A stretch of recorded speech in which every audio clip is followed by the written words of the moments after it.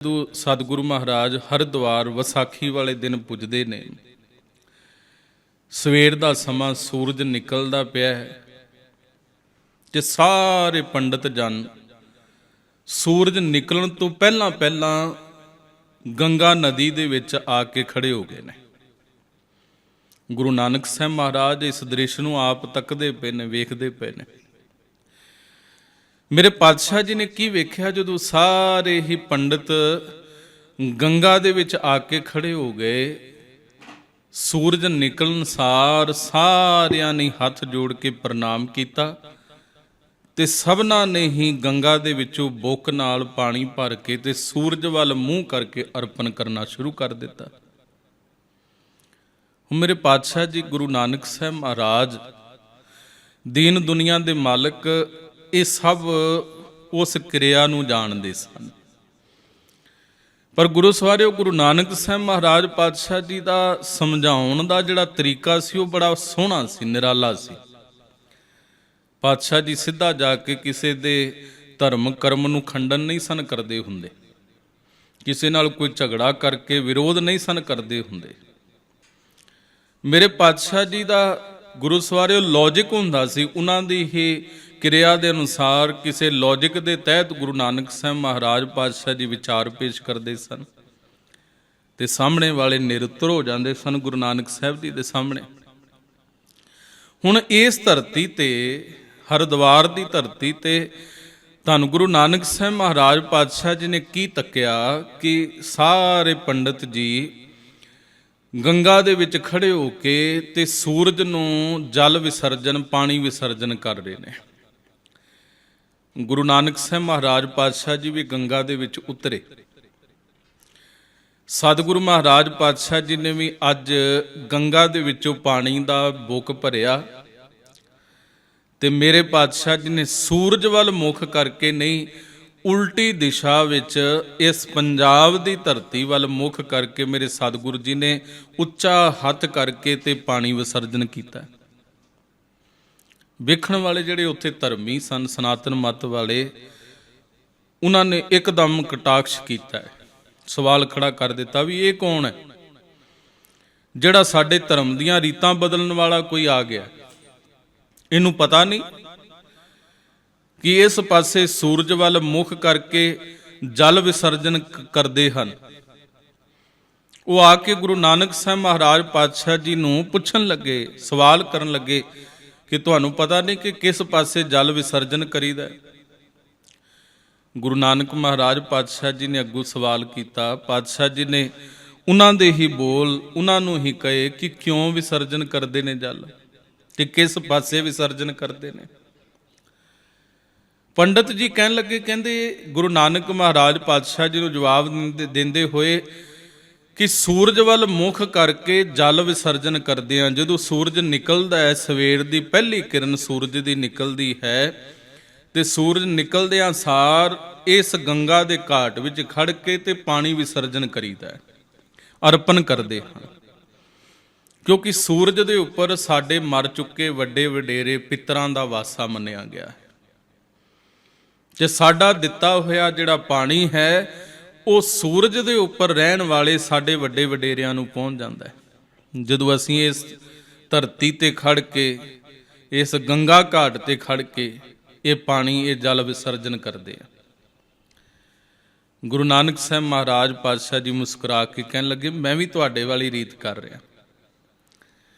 ਤੁਸੀਂ ਸੂਰਜ ਨੂੰ ਪਾਣੀ ਪਹੁੰਚਾਉਂਦੇ ਪਏ ਹੋ, ਮਰ ਚੁੱਕੇ ਵੱਡੇ ਵਡੇਰਿਆਂ ਨੂੰ ਪਾਣੀ ਪਹੁੰਚਾਉਂਦੇ ਪਏ ਹੋ। ਮੈਂ ਵੀ ਆਪਣੇ ਪੰਜਾਬ ਦੀ ਧਰਤੀ ਤੇ ਆਪਣੇ ਖੇਤ, ਆਪਣੀ ਫਸਲ ਬੀਜ ਕੇ ਆਇਆ ਸਾਂ ਤਾਂ ਕਈ ਦਿਨ ਹੋ ਗਏ ਮੈਂ ਵਾਪਸ ਨਹੀਂ ਗਿਆ ਤੇ ਮੈਂ ਸੋਚਿਆ ਫਸਲ ਨੂੰ ਪਾਣੀ ਦੀ ਲੋੜ ਹੋਵੇਗੀ ਤੇ ਤੁਸੀਂ ਜੇਕਰ ਇੱਥੇ ਵਿਸਰਜਨ ਕੀਤਾ ਹੋਇਆ ਪਾਣੀ ਸੂਰਜ ਤੱਕ ਪਹੁੰਚਾ ਸਕਦੇ ਹੋ ਤੇ ਮੈਂ ਸੋਚਿਆ ਮੈਂ ਵੀ ਇੱਥੇ ਖੜ ਕੇ ਆਪਣਾ ਪਾਣੀ ਵਿਸਰਜਨ ਕਰਾਂ ਤੇ ਮੇਰੀ ਫਸਲ ਨੂੰ, ਮੇਰੇ ਖੇਤਾਂ ਨੂੰ ਪਾਣੀ ਮਿਲ ਜਾਏਗਾ।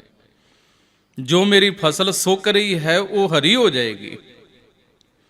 ਉਹ ਹੱਸ ਪਏ, ਕਹਿਣ ਲੱਗੇ ਗੁਰੂ ਨਾਨਕ ਮਹਾਰਾਜ ਪਾਤਸ਼ਾਹ ਜੀ, ਇਹ ਕਿਵੇਂ ਹੋ ਸਕਦਾ ਹੈ ਕਿ ਤੁਸੀਂ ਇੱਥੋਂ ਪਾਣੀ ਦਾ ਬੁੱਕ ਭਰ ਕੇ ਤੇ ਆਪਣੇ ਖੇਤਾਂ ਨੂੰ ਪਾਓ ਤੇ ਖੇਤਾਂ ਨੂੰ ਪਾਣੀ ਮਿਲ ਜਾਏ? ਤੇ ਗੁਰੂ ਨਾਨਕ ਸਾਹਿਬ ਮਹਾਰਾਜ ਪਾਤਸ਼ਾਹ ਜੀ ਨੇ ਫਿਰ ਉਹਨਾਂ ਨੂੰ ਫਿਰ ਜਵਾਬ ਉਸੇ ਤਰ੍ਹਾਂ ਹੀ ਦਿੱਤਾ।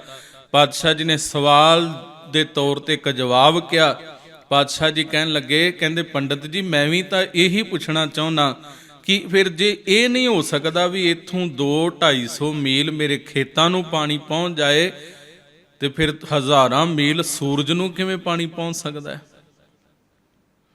ਜੇ ਸੂਰਜ ਨੂੰ ਪਾਣੀ ਪਹੁੰਚ ਸਕਦਾ ਹੈ ਤਾਂ ਫਿਰ ਮੇਰੇ ਖੇਤਾਂ ਨੂੰ ਵੀ ਜ਼ਰੂਰ ਪਹੁੰਚਦਾ ਹੋਵੇਗਾ। ਜੇ ਮੇਰੇ ਖੇਤਾਂ ਨੂੰ ਨਹੀਂ ਪਹੁੰਚਦਾ, ਤੁਸੀਂ ਕਹਿ ਰਹੇ ਹੋ, ਫਿਰ ਸੂਰਜ ਨੂੰ ਵੀ ਨਹੀਂ ਪਹੁੰਚਦਾ ਹੋਏਗਾ। ਸਾਧ ਸੰਗਤ ਉਹ ਨਿਰੁੱਤਰ ਹੋ ਗਏ। ਉਹਨਾਂ ਕੋਲ ਹੁਣ ਗੁਰੂ ਨਾਨਕ ਸਾਹਿਬ ਮਹਾਰਾਜ ਪਾਤਸ਼ਾਹ ਜੀ ਦੇ ਸਵਾਲ ਦਾ ਕੋਈ ਜਵਾਬ ਨਹੀਂ। ਇਹ ਸੰਵਾਦ ਹੈ। ਗੁਰੂ ਨਾਨਕ ਸਾਹਿਬ ਜੀ ਦਾ ਇਹ ਵਿਚਾਰ ਕਰਨ ਦਾ ਤਰੀਕਾ ਹੈ ਗੁਰੂ ਪਿਆਰਿਓ। ਭਾਵ ਗੁਰੂ ਨਾਨਕ ਸਾਹਿਬ ਸਮਝਾਉਣਾ ਚਾਹੁੰਦੇ ਸਨ ਵੀ ਸਾਡਾ ਦਿੱਤਾ ਪਾਣੀ ਉਹ ਹਜ਼ਾਰਾਂ ਮੀਲ ਸੂਰਜ ਤੱਕ ਨਹੀਂ ਪਹੁੰਚ ਸਕਦਾ। ਅਸੀਂ ਇਸ ਭਰਮ ਵਿੱਚੋਂ ਨਿਕਲੀਏ। ਅੱਜ ਕੀ ਕੀਤਾ ਜਾਂਦਾ ਸਾਧ ਸੰਗਤ, ਤੇ 15 ਦਿਨ ਜਿਹੜੇ ਸ਼ਰਾਧ ਦੇ ਨੇ, ਅੱਸੂ ਦੇ ਪੂਰਨਮਾਸ਼ੀ ਤੋਂ ਲੈ ਕੇ ਮੱਸਿਆਂ ਤੱਕ, ਇਹ 15 ਦਿਨ ਸ਼ਰਾਧਾਂ ਦੇ, ਇੱਕ ਸਾਲ ਦੇ ਵਿੱਚ ਇਹ 15 ਦਿਨ ਮਿਥੇ ਗਏ। ਸਨਾਤਨ ਮਤ ਦੇ ਧਰਮ ਗ੍ਰੰਥਾਂ ਵਿੱਚ ਇਹ ਗੱਲ ਕਹੀ ਗਈ ਹੈ ਕਿ ਇਹਨਾਂ 15 ਦਿਨਾਂ ਦੇ ਵਿੱਚ ਜੋ ਮਰ ਚੁੱਕੇ ਵੱਡੇ ਵਡੇਰੇ ਨੇ ਉਹ ਧਰਤੀ ਤੇ ਆ ਕੇ ਆਪਣੀ ਵੰਸ਼ ਦੇ ਕੋਲੋਂ, ਆਪਣੇ ਪੋਤਰਿਆਂ ਪੜਪੋਤਰਿਆਂ ਦੇ ਕੋਲੋਂ ਖਾਣ ਨੂੰ ਕੁਝ ਮੰਗਦੇ ਨੇ, ਤੇ ਉਹਨਾਂ ਨੂੰ ਖਾਣ ਨੂੰ ਦੇਣ ਵਾਸਤੇ ਉਹਨਾਂ ਦੇ ਪੋਤਰੇ ਪੜਪੋਤਰੇ ਫਿਰ ਸ਼ਰਾਧ ਕਰਾਉਂਦੇ ਹਨ ਆਪਣੇ ਬਜ਼ੁਰਗਾਂ ਦੀ ਯਾਦ ਵਿੱਚ। ਤੇ ਜੋ ਉਹ 15 ਦਿਨਾਂ ਦੇ ਵਿੱਚ ਖਵਾ ਦਿੰਦੇ ਨੇ ਤੇ ਉਹਨਾਂ ਦੇ ਵੱਡੇ ਵਡੇਰੇ ਫਿਰ ਸਾਲ ਭਰ ਰੱਜੇ ਰਹਿੰਦੇ ਨੇ। ਸਾਧ ਸੰਗਤ ਵੇਖੋ, ਕਮਾਲ ਦੀ ਗੱਲ ਹੈ ਕਿ 15 ਦਿਨਾਂ ਦਾ ਖਾਧਾ ਹੋਇਆ ਭੋਜਨ ਤੁਹਾਨੂੰ ਬਾਕੀ ਦੇ 350 ਦਿਨ ਰਜਾ ਕੇ ਰੱਖ ਸਕਦਾ। ਪਰ ਇਹ ਗੱਲ ਮੰਨੀ ਗਈ ਹੈ। ਤੇ ਸਾਡੇ ਵੀ ਲੋਕ ਕਿੱਡੇ ਵੱਡੇ ਭੁਲੇਖੇ ਦੇ ਵਿੱਚ ਨੇ। ਅੱਜ ਸਿੱਖਾਂ ਦੇ ਘਰਾਂ ਦੇ ਵਿੱਚ ਵੀ ਇਹੀ ਕੁਛ। ਤੇ ਗੁਰੂ ਨਾਨਕ ਮਹਾਰਾਜ ਪਾਤਸ਼ਾਹ ਜੀ ਨੇ ਤਾਂ ਗੁਰਬਾਣੀ ਵਿੱਚ ਆਸਾ ਕੀ ਵਾਰ ਗੁਰੂ ਨਾਨਕ ਸਾਹਿਬ ਮਹਾਰਾਜ ਜੀ ਦੀ ਬਾਣੀ ਗੁਰੂ ਸਵਾਰਿਓ ਹਰ ਰੋਜ਼ ਆਪਾਂ ਕੀਰਤਨ ਸ਼ਰਵਣ ਕਰਦੇ ਹਾਂ, ਲਾਈਵ ਵੀ ਸ਼ਰਵਣ ਕਰਦੇ ਹਾਂ ਸ੍ਰੀ ਦਰਬਾਰ ਸਾਹਿਬ ਤੋਂ। ਹਰੇਕ ਘਰ ਦੇ ਵਿੱਚ ਸਵੇਰੇ ਟੀਵੀ ਚੱਲਦਾ ਹੁੰਦਾ, ਕਿਤੇ ਕੋਈ ਆਉਂਦਾ ਜਾਂਦਾ ਸਫ਼ਰ ਵਿੱਚ ਵੀ ਆਸਾ ਕੀ ਵਾਰ ਸਵੇਰੇ ਦਰਬਾਰ ਸਾਹਿਬ ਤੋਂ ਸ਼ਰਵਣ ਕਰਦਾ। ਕਈ ਗੁਰੂ ਘਰਾਂ ਦੇ ਵਿੱਚ, ਪਿੰਡਾਂ ਸ਼ਹਿਰਾਂ ਦੇ ਵਿੱਚ ਆਸਾ ਕੀ ਵਾਰ ਬਾਣੀ ਦਾ ਕੀਰਤਨ ਹੁੰਦਾ।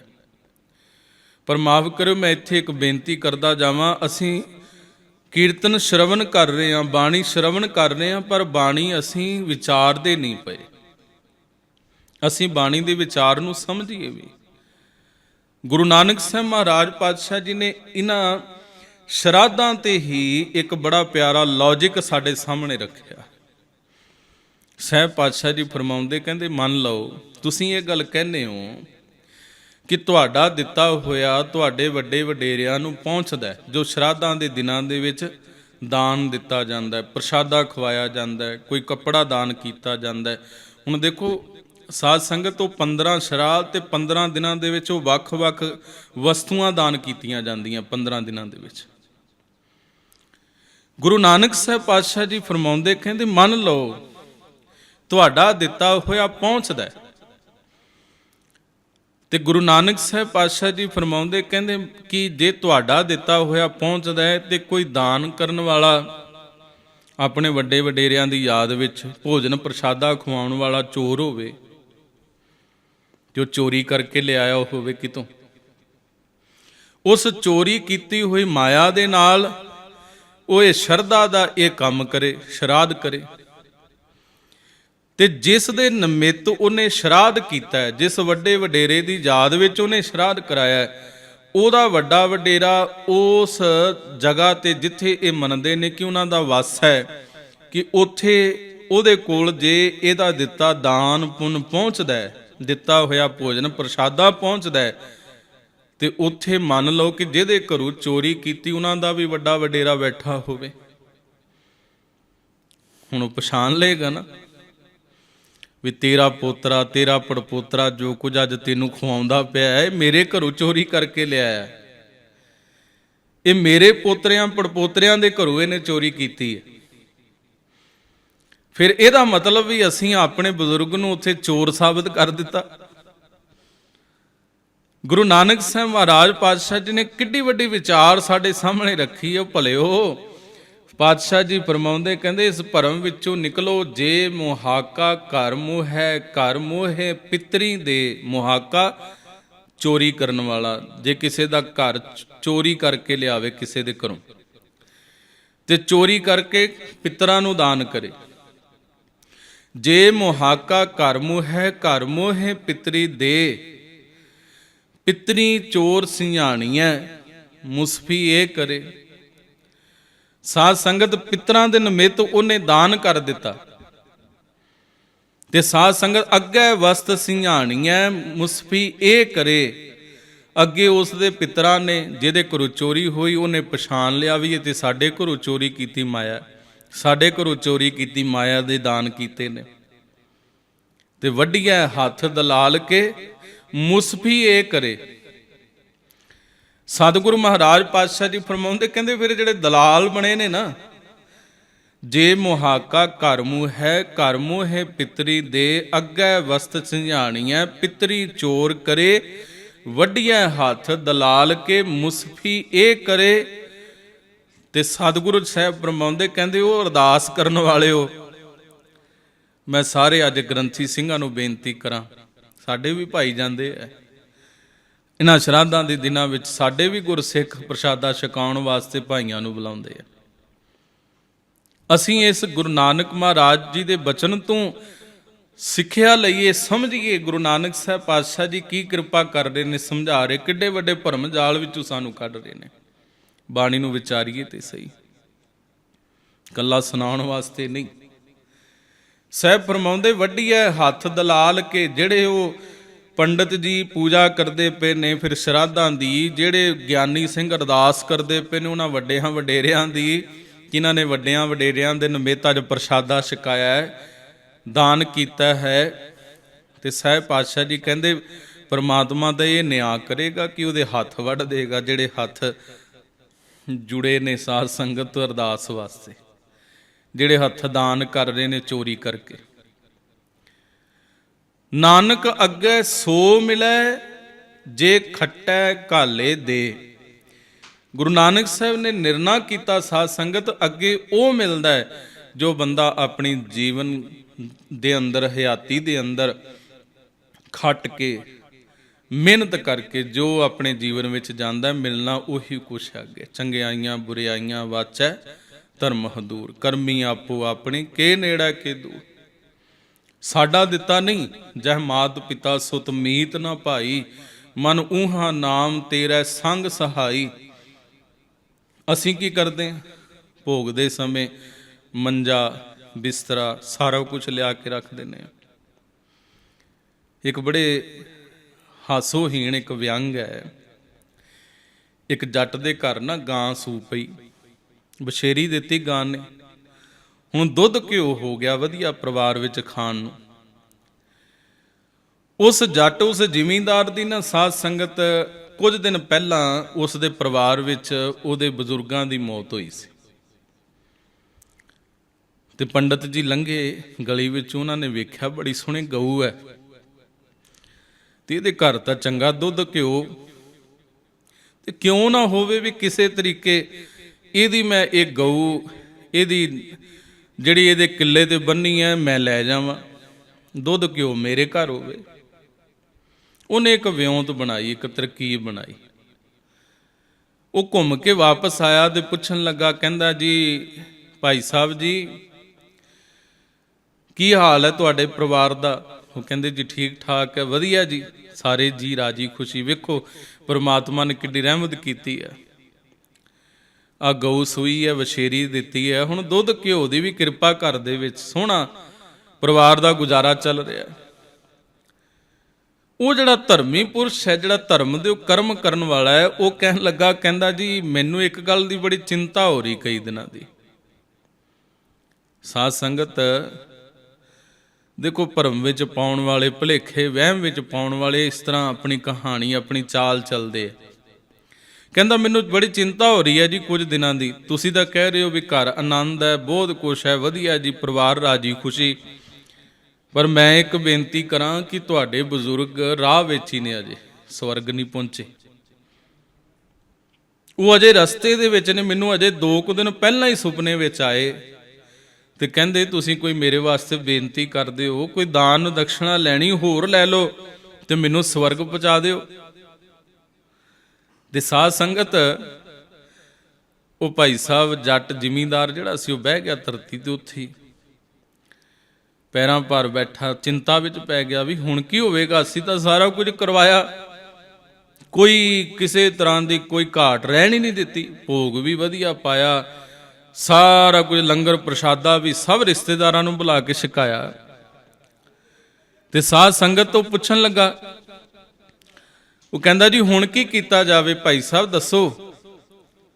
ਉਹ ਧਰਮ ਦੇ ਕਰਮ ਕਰਨ ਵਾਲਾ ਸਾਧ ਸੰਗਤ ਉਹ ਕਹਿਣ ਲੱਗਾ, ਪੰਡਿਤ ਕਹਿਣ ਲੱਗਾ, ਕਹਿੰਦਾ ਜੀ ਇਸ ਤਰ੍ਹਾਂ ਕਰੋ ਕਿ ਬੈਤਰਨੀ ਨਦੀ ਜਿਹਦੇ ਵਿੱਚ ਮਿੱਝ ਹੁੰਦੀ ਹੈ, ਵਿਸ ਹੁੰਦੀ ਹੈ, ਉਸ ਨਦੀ ਨੂੰ ਪਾਰ ਕਰਨਾ ਹੈ, ਫਿਰ ਸਵਰਗ ਪਹੁੰਚੇਗਾ ਤੁਹਾਡਾ ਬਜ਼ੁਰਗ।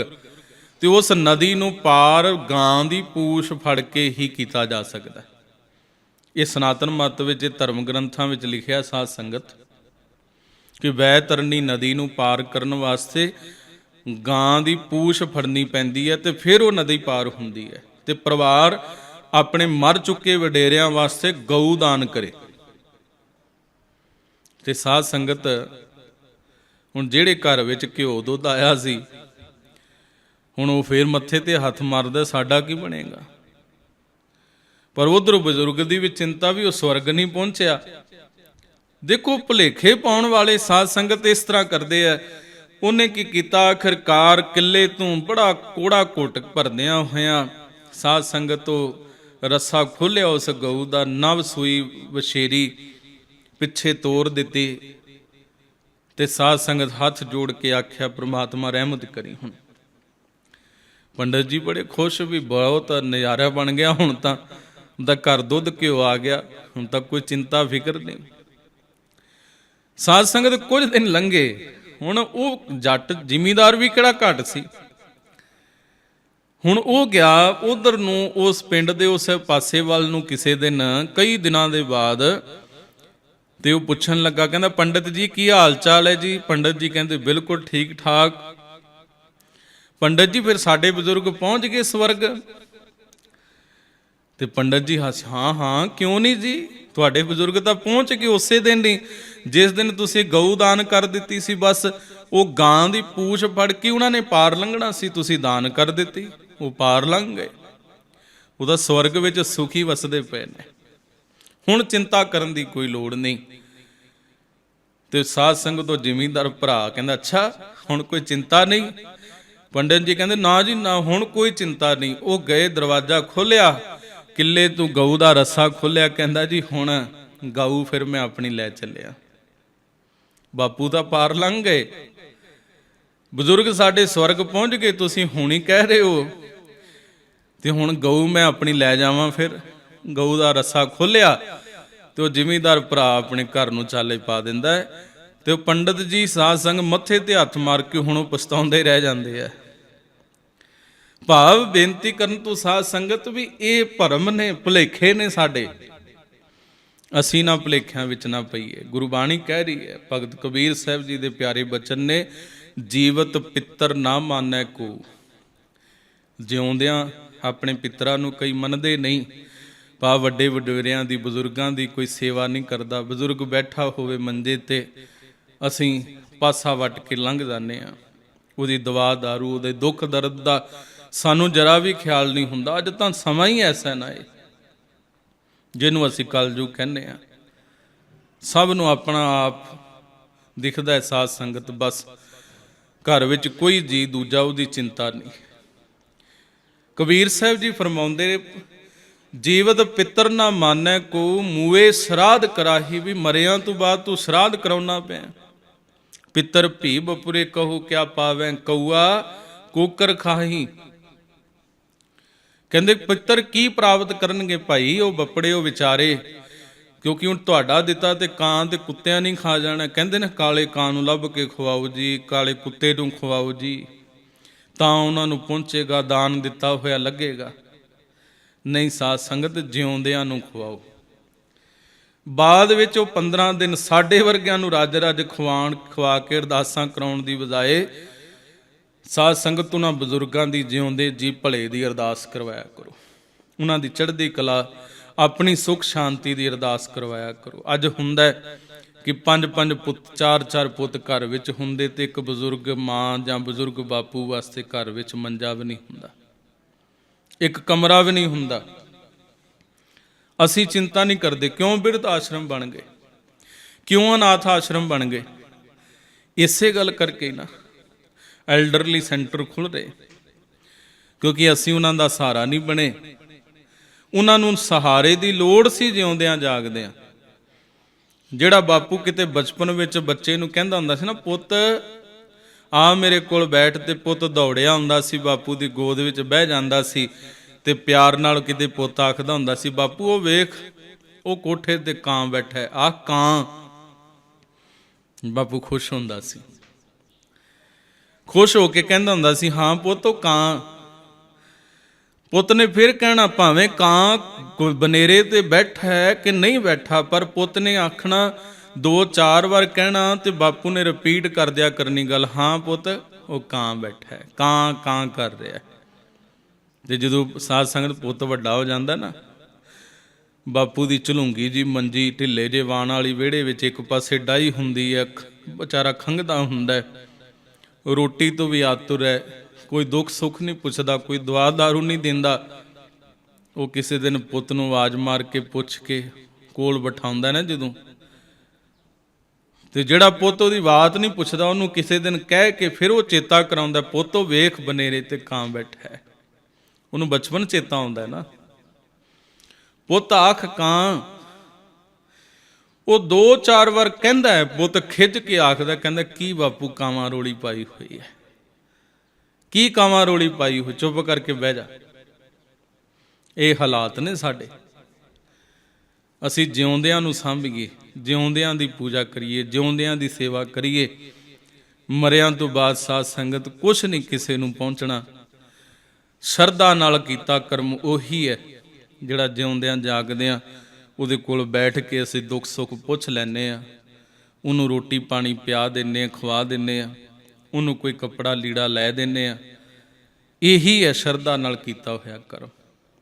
ਇਹ ਕਰਮ ਸਭ ਤੋਂ ਵੱਡਾ ਕਰਮ ਹੈ। ਇਸੇ ਕਰਕੇ ਭਾਈ ਗੁਰਦਾਸ ਜੀ ਵੀ ਫਰਮਾਉਂਦੇ ਨੇ, ਭਾਈ ਗੁਰਦਾਸ ਜੀ ਫਰਮਾਉਂਦੇ, ਕਹਿੰਦੇ ਵੀ ਦਾਨ ਪੁੰਨ ਕਰਨ ਵਾਲਿਆ, ਕਹਿੰਦੇ ਮਾਂ ਪਿਓ ਪਰ ਹਰ ਕਰੈ ਸੇਵ।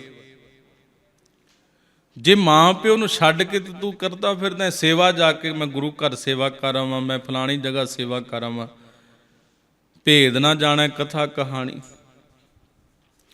ਮਾਂ ਪਿਓ ਨੂੰ ਛੱਡ ਕੇ ਤੇ ਉਸ ਤਰ੍ਹਾਂ ਦੀ ਸੇਵਾ, ਮਾਂ ਪਿਓ ਛੱਡ ਪਰ ਹਰ ਕਰੈ ਦਾਨ, ਬੇਈਮਾਨ ਅਗਿਆਨ ਪ੍ਰਾਣੀ।